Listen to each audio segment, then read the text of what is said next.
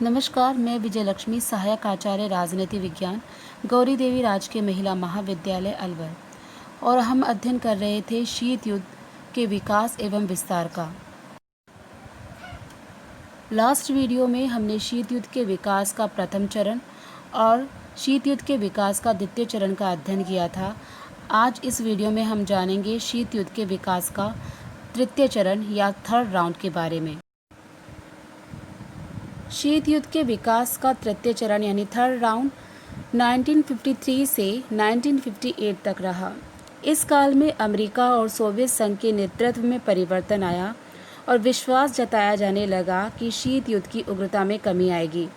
मार्च 1953 में स्टालिन की मृत्यु के बाद स्टालिन के उत्तराधिकारी क्रुश्चेव ने शांतिपूर्ण सह अस्तित्व और समझौतावादी नीति को अपनाने पर जोर दिया। इसी दौरान अमेरिकी नेतृत्व में भी परिवर्तन आया और शीत युद्ध के उन्नायक राष्ट्रपति ट्रूमैन के स्थान पर जनरल आइजनहावर अमेरिका के राष्ट्रपति बने। 1945 में अमेरिका एक परमाणु शक्ति के रूप में उभरकर सामने आया, लेकिन उसका परमाणु शक्ति पर यह एकाधिकार बहुत लंबे समय तक नहीं रहा और 1949 में सोवियत संघ द्वारा प्रथम परमाणु परीक्षण किया गया। उसे इसने फर्स्ट लाइटनिंग नाम दिया। अमेरिका तथा सोवियत संघ के बीच परमाणु अस्त्रों के प्रादुर्भाव ने और बाद में अंतरिक्ष दौड़ ने शीत युद्ध को और भी अधिक भयानक बना दिया।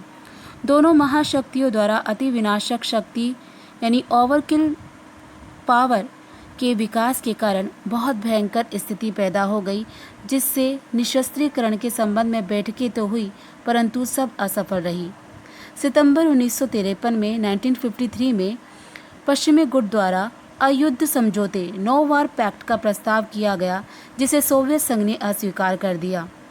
जनवरी 1956 में सोवियत प्रधानमंत्री बुल्गानिन ने शांति, मित्रता और सहयोग के लिए सोवियत संघ अमेरिका संधि का प्रस्ताव किया, परंतु इस प्रयत्न को पश्चिम के देशों से सकारात्मक स्वीकृति नहीं मिली और दोनों में परमाणु अस्त्र दौड़ प्रारंभ हो गई। अभी कुछ ही दिन पहले रूस ने खुलासा किया था कि उसने 1961 में एक हाइड्रोजन बम का परीक्षण किया, जो हिरोशिमा से कई गुना ताकतवर था। वह दुनिया का अब तक का सबसे ताकतवर बम विस्फोट था। इस तरह दोनों पक्षों के द्वारा विध्वंसकारी हथियारों का निर्माण किया गया, जो आज भी बदस्तूर जारी है। शीत युद्ध के ज्वलन समस्याओं में से एक संकट था हिंद चीन संकट यानी Indo China crisis. Indo China प्रायद्वीप दक्षिण पूर्व एशिया का एक उपक्षेत्र है। यह इलाका लगभग चीन के दक्षिण पश्चिम में और भारत के पूर्व में पड़ता है। इंडो चाइना द्वीप 1850 के दशक से फ्रांस का उपनिवेश था। उस समय हिंद चीन के अंतर्गत आज के वियतनाम, कंबोडिया और लाओस आते थे। द्वितीय विश्व युद्ध के दौरान इस पर जापान ने कब्जा कर लिया। युद्ध के बाद फ्रांसीसी दक्षिणी पूर्वी एशिया पर अपना साम्राज्य स्थापित करना चाहते थे, लेकिन वियतनामी जनता अपनी स्वाधीनता चाहती थी। फ्रांसीसियों ने उनकी स्वाधीनता की मांग को अस्वीकार कर दिया। वियतनामी जनता ने साम्यवादी नेता हो ची मिन्ह के नेतृत्व में फ्रांस के विरुद्ध राष्ट्रीय मुक्ति युद्ध चलाया और 1954 में फ्रांसीसियों को पराजित कर उन्हें वहां से खदेड़ दिया। हो ची मिन्ह के साम्यवादी शासन को चीन एवं रूस का समर्थन प्राप्त होने लगा था, इसलिए यह स्थिति अमेरिका के लिए असहनीय थी। यही कारण था कि 21 जुलाई 1954 को जिनेवा समझौते के अंतर्गत हिंद चीन का विभाजन कर दो वियतनामों की स्थापना की गई, उत्तरी वियतनाम और दक्षिणी वियतनाम। 10वीं अक्षांश रेखा के उत्तर का भाग उत्तरी वियतनाम को दिया गया, जो साम्यवादी प्रभाव में था, और दक्षिण भाग दक्षिणी वियतनाम को दे दिया गया, जहां फ्रांस, अमेरिका और ब्रिटेन का प्रभाव था। दक्षिण वियतनाम की प्रतिक्रियावादी सरकार अमेरिका परस्त थी। इस प्रकार जिनेवा समझौता 1954 द्वारा हिंद चीन का दो वियतनामों में बंटवारे का परिणाम गृहयुद्ध और बाद में अमेरिकी हस्तक्षेप अथवा अमेरिकी आक्रमण में हुआ। जिनेवा समझौते के बाद वियतनाम धीरे धीरे गृहयुद्ध की ओर बढ़ने लगा। 1962 में अमेरिका ने दक्षिण वियतनाम को आर्थिक और सैनिक सहायता देने की घोषणा की। अगस्त 1964 में अमेरिका ने उत्तरी वियतनाम पर आक्रमण कर दिया। सोवियत संघ इस लड़ाई में उत्तरी वियतनाम के साथ रहा। इस तरह वियतनाम युद्ध शुरू हुआ। युद्ध का अंत 1975 में दक्षिणी वियतनाम के पतन के साथ हुआ। दोनों वियतनाम एक हो गए और अमेरिका पराजय बोझ से ग्रसित हो गया। एक तरह से द्वितीय विश्व युद्ध के बाद विश्व में जितनी भी समस्याएं उत्पन्न हुई थी, जितने भी युद्ध हुए, उनमें वियतनाम युद्ध सबसे घातक, विनाशकारी और लंबे समय तक चलने वाला युद्ध था। एक समय ऐसा भी आया जब ये संभावना बढ़ गई थी कि वियतनाम युद्ध का शीघ्र कोई समाधान नहीं ढूंढा गया तो यह तीसरे महायुद्ध में परिवर्तित ना हो जाए। इस युद्ध में दोनों पक्षों के लगभग 10 लाख से अधिक सैनिक व नागरिक मारे गए। इसमें बताया जाता है कि सितंबर 1972 तक अमेरिकी विमानों ने इंडो चाइना पर लगभग 68 लाख टन बम गिराए। वियतनाम का युद्ध महाशक्तियों के बीच शीत युद्ध और साम्यवादी ज्वार का परिणाम था। इसी शीत युद्ध के दौरान साम्यवादी और लोकतांत्रिक पूंजीवादी विचारधारा के मध्य एक प्रतीकात्मक युद्ध के रूप में भी देखा जा सकता है। महाशक्तियों के बीच तनाव शिथिल्य के साथ ही इंडो चाइना संकट भी खत्म होती है और अमेरिका को अपनी मानहानि कर वियतनाम से हटना पड़ा। कहना ना होगा कि दक्षिण वियतनाम ने अमेरिका की विफलता से विश्व राजनीति में उसकी प्रतिष्ठा को बहुत आघात पहुंचाया। अमेरिका को इसके कारण आंतरिक आर्थिक संकट से भी जूझना पड़ा। वियतनाम युद्ध अंतर्राष्ट्रीय राजनीति में अमेरिकी विदेश नीति की एक बहुत बड़ी शिकस्त के रूप में आज भी याद की जाती है। शीत युद्ध के इस दौर में अमेरिका ने सामाजिक तथा आर्थिक आक्रमण करने की नीति को अपनाए रखा। नाटो की तरह सीटो भी साम्यवाद के डर के कारण ही अस्तित्व में आया।